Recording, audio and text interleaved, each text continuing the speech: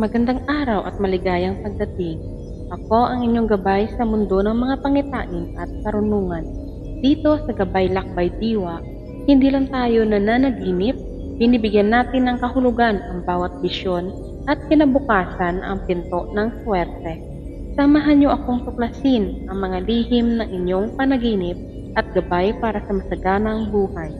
Huwag kalimutang makinig at damdamin ang mensahe ng inyong diwa.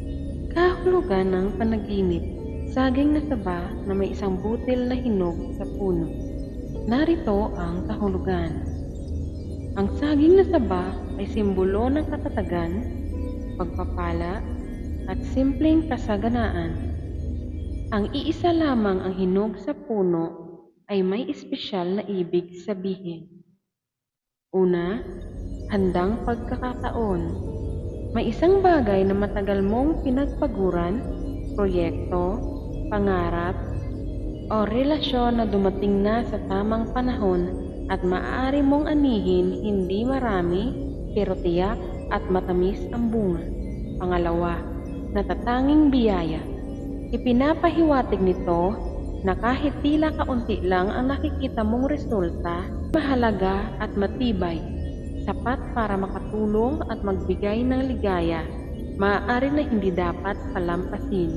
Pangatlo, pasensya at paghihintay. Ang saba ay matagal mahinog. Nagpapaalala ito na ang pagiging mapagpasensya ay nagbubunga ng tagumpay.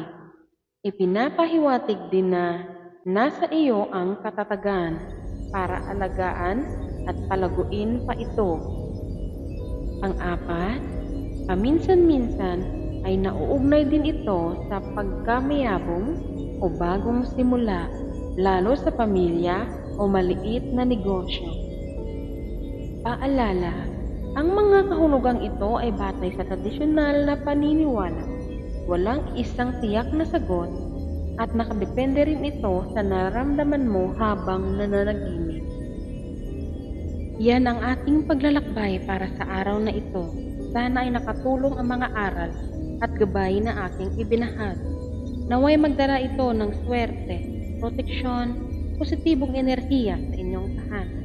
Kung nagustuhan nyo ang aking content, huwag kalimutang mag-like, mag-share at mag-subscribe para lagi kayong updated. Muli, ako ang inyong gabay. Hanggang sa muli nating paglalakbay. Ingat po tayong lahat.